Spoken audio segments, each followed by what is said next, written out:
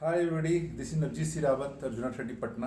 और आज हम बात करेंगे पूरी तरह से पेरेंट्स का वो कौन सा एक गलती है जो पूरे बच्चे के करियर को हेल बना देता है। और वो गलती जाने अनजाने में जैसे भी हो जाए, उसको अगर समय रहते सुधार लिया जाए तो वो गलतियां कल एक बहुत बड़ा मिस्टेक होने से बच सकता है।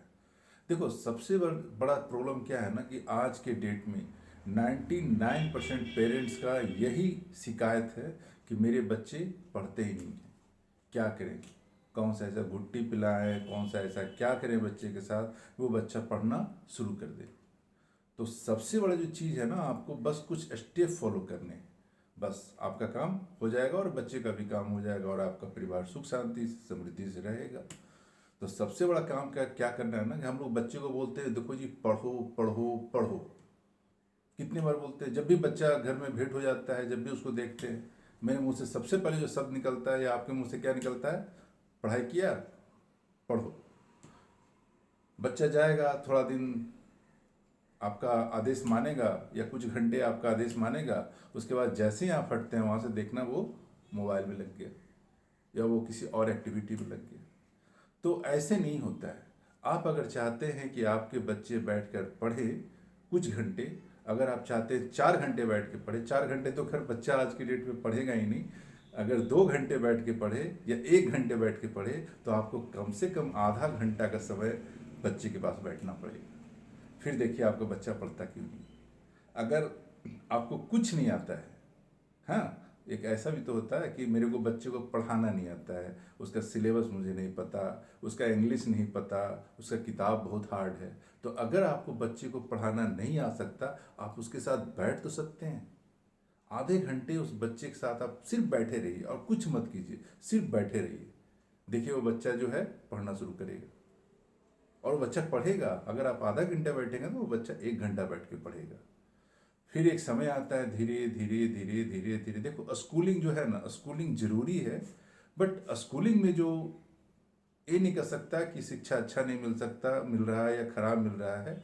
स्कूलिंग जरूरी है, लेकिन जो किताबें वहाँ पे भी पढ़ाई जा रही है ना, खासकर 8 तक, याद रखना कल के डेट में जब बच्चे, वही बच्चे जब कंपटीशन के वर्ल्ड में प्रवेश करेंगे, कंपटीशन की दुनिया में आएंगे ना, तो वो सारा नॉलेज, सारी महंगी किताबें काम नहीं आएगा उनका। काम क्या आएगा? NCERT book. कहा भी जाता है 6 से लेकर 12 तक पढ़ लो, बच्चे का करियर संवर जाएगा। चाहे वो इंजीनियरिंग की तरफ जाना चाहें, चाहे वो मेडिकल की तरफ बच्चा आपका जाए, चाहे आपका बच्चा सिविल सेवक बनने की तरफ आगे जाए, चाहे दुनिया का कोई भी करे काम, NCERT का बेसिक ज्ञान होना बहुत ज़रूरी है सफलता के लिए। तो वो जो पढ़ रहे हैं अभी ना, उसके साथ थोड़ा सा आपको भी वॉच करना पड़ेगा एज ए गार्जियन। वॉच करते करते करते एक समय आता है जब बच्चा 10th पास कर जाता है, और 10th पास करने के बाद 12 पास कर जाता है। जब 12 पास करता है ना, तब यहाँ से उसका शुरू होता है जिंदगी का असली परीक्षा। असली परीक्षा यहीं शुरू होता है आफ्टर 12th। अब बच्चे के सामने बहुत सारी चुनौतियाँ आती है। क्या करें? इधर जाएं उधर जाएं, medical field, engineering field, fashion designing, computer, IT sector, civil service, किधर जाएं? और सारे बच्चे, मैं बता रहा हूँ 90% से ज़्यादा बच्चे कंफ्यूज हैं। क्या करें बच्चे के साथ? बच्चे को भी कुछ समझ में नहीं आता, क्या करें? और ज़्यादातर बच्चे, सर्वे देखा गया है कि मोर देन 65% बच्चे अपने पेरेंट्स का बात मान करके मेडिकल या तो इंजीनियरिंग में एडमिशन ले लेते हैं। यहाँ पे गार्जियन के साथ क्या होता है, पेरेंट्स के साथ कहीं ना कहीं प्रतिष्ठा भी जुड़ी होती है। वो अपने प्रतिष्ठा में उस बच्चे को कोटा या कैसे भी डोनेशन पे इंजीनियरिंग कॉलेज या मेडिकल कॉलेज में भेज देते हैं। क्यों? प्रतिष्ठा जुड़ी होती है ना बच्चे के साथ। अब बच्चा पढ़े ना पढ़े, इससे क्या लेने देना। हालांकि वो हार्ड कोर मनी होता है, जो पेरेंट्स खर्च करते हैं बच्चे पे, वो हार्ड कोर मनी होता है। लेकिन कहीं ना कहीं वो भी समझौता कर लेते हैं। चलो कोई पूछे, देखो होता क्या है ना, वो पेरेंट्स से भी कोई पूछता है। पेरेंट्स जब सब्जी लाने जाते हैं, पेरेंट्स जब मॉर्निंग वॉक पे जाते हैं, तो उस पेरेंट्स से भी कोई ना कोई पूछता है कि शर्मा जी या गुप्ता जी, आपके बच्चे क्या कर रहे हैं।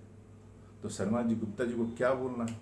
थोड़े बोलेंगे कि मेरा बच्चा घर में बैठा है या फिर कंपटीशन तैयारी कर रहा है।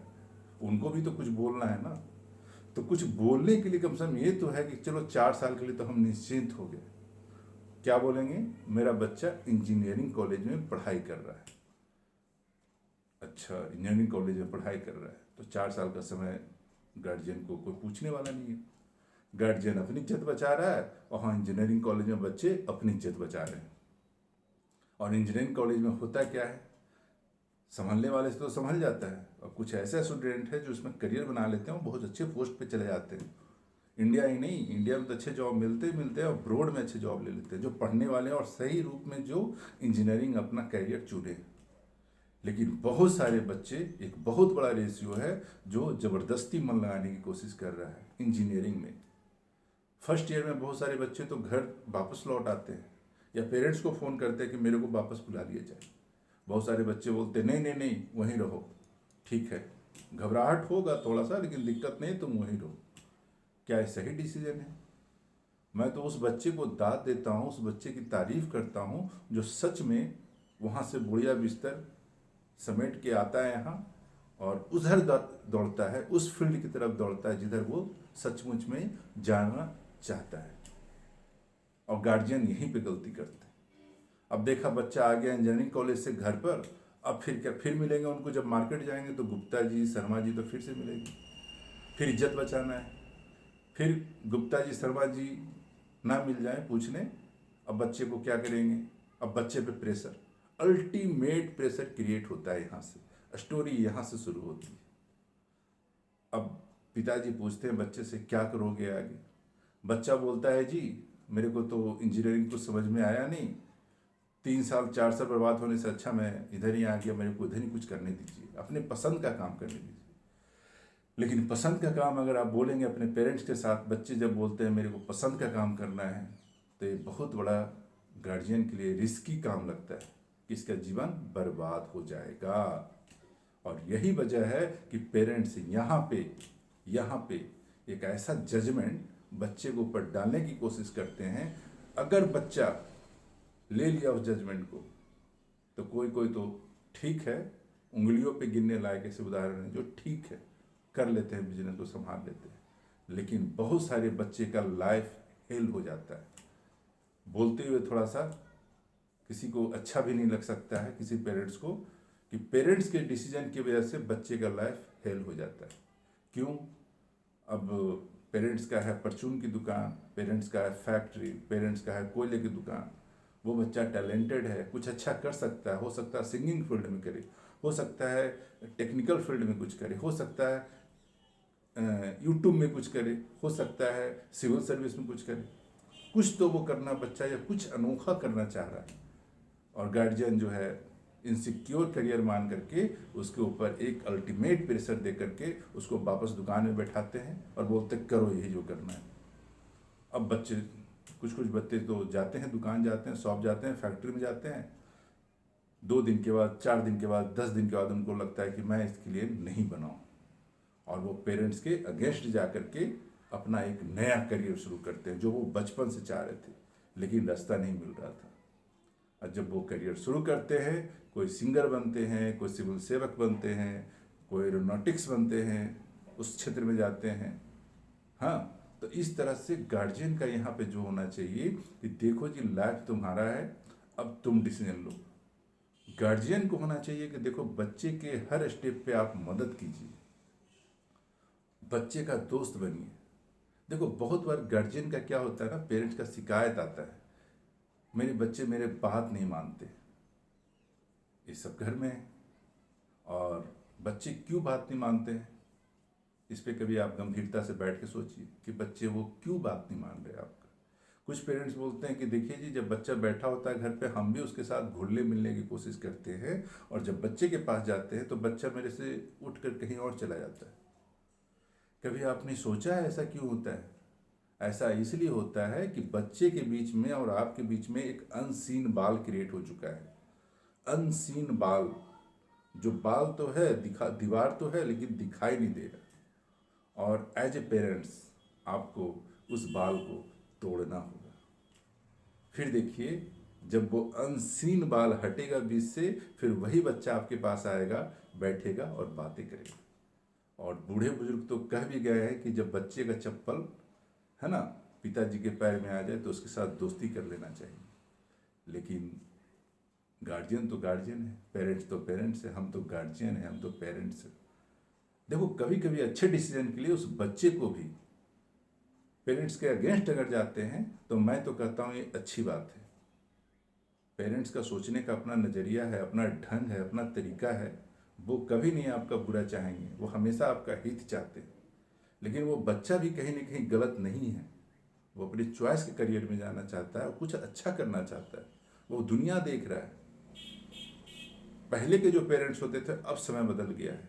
अब जो बच्चे 3-4 क्लास में आते आते उसका जो फ्रेंड सर्कल बनता है, ऐसे ऐसे नॉलेज है उसके पास जो अच्छे अच्छे पेरेंट्स को नहीं पता। ऐसे ऐसे टेक्नोलॉजी वो बच्चे जानते हैं, उसका फ्रेंड सर्कल जानता है जो अच्छे अच्छे पेरेंट्स को नहीं पता। तो बच्चे को कैसे ट्रीट करें?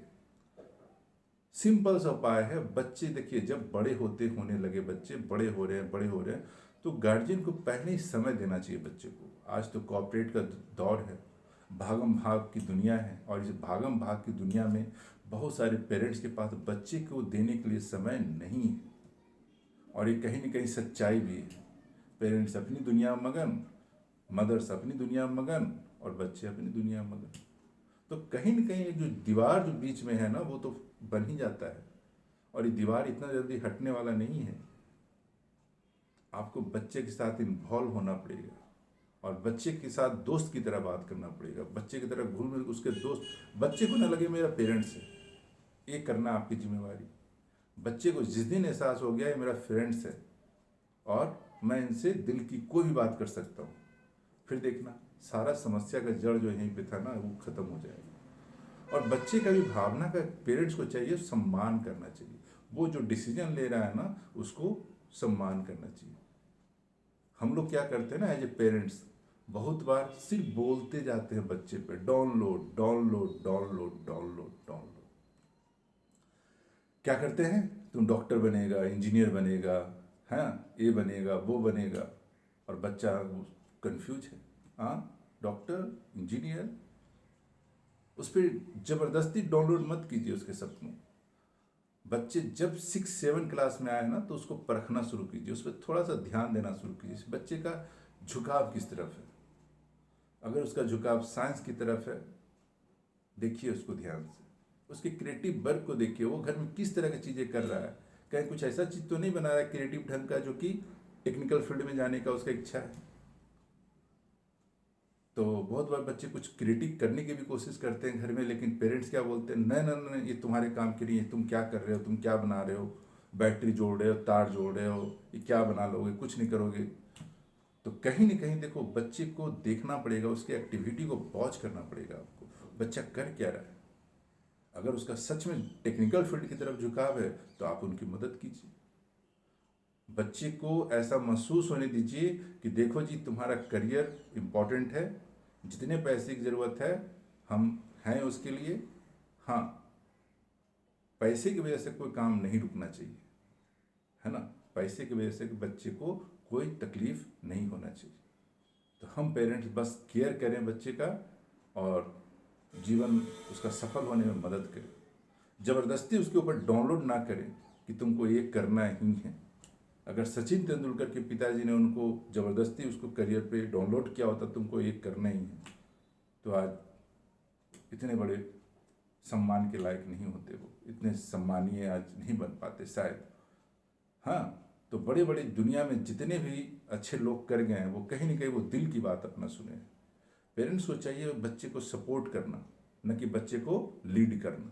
सपोर्ट करना में और लीड करना में, दोनों में बहुत अंतर है भाई। हाँ, बच्चे के साथ बैठिए, जब भी आप ऑफिस से आते हैं, पानी वानी पी के, चाय वाय पी के, जो आप पत्नी के साथ बैठते हैं, बोलते हुए थोड़ा विचित्र लगे, बहुत सारी पत्नियों को खराब लगेगा, तो जो आप पत्नी के साथ बैठते हैं, आप बच्चे के साथ बैठिए। और अगर आप बच्चे के साथ बैठेंगे, तो मैं यकीन से कहता हूँ आपको पत्नी को भी अच्छा लगेगा, आपकी वाइफ को भी अच्छा लगेगा। हाँ, तो आपका एक साथ दो काम हो जा रहा है, पत्नी भी खुश, बच्चे भी खुश। फिर देखिए, और बच्चे के साथ घुलिए मिलिए। बच्चे को जिस दिन कॉन्फिडेंस हो जाएगा ना, आपके ऊपर भरोसा होना शुरू होगा ना, ये मेरे पिताजी है, और जब बच्चा छोटी छोटी बातें आपसे शेयर करने लगे, छोटी छोटी बातें शेयर करने लगे, आप समझना शुरू कीजिए कि वो भरोसा जता रहा है आपको। नहीं तो आज के जैसा दौर हो रहा है, जैसा समय शुरू हो रहा है, जैसा समय तेजी से भाग रहा है, ये सारी चीज़ें जो है, पिता पुत्र का, पिता बच्चे का रिश्ता कहीं ना कहीं खोता जा रहा है ना। और बच्चे को भी ये दिन भर पढ़ो पढ़ो पढ़ो पढ़ो पढ़ो, ये भी उतना ही ज़रूरी है जितना ज़रूरत है। मुझे पता है मेरे मोहल्ले में एक बच्चे का ओलंपियाड हो गया था, एक लड़की है उसका ओलंपियाड हो गया था, और वो उसकी माँ पूरे मोहल्ले में, उसके पिताजी पूरे मोहल्ले में मिठाई बांट रहे हैं, ढिंडोरा पीट रहे हैं, मेरे बच्चे का ओलंपियाड हो गया, ओलंपियाड हो गया, ओलंपियाड हो गया। खुशी की बात है, अच्छी बात है। लेकिन कोई बच्चे से भी तो पूछे कि भाई आगे क्या, तुम करना क्या चाहती हो। बच्चा बाहर जाके खेलना चाहती है, बाहर घूमना चाहती है, दिन भर उसको घर में पैक करके रख दिया गया है, छत पे भी जाना मना है।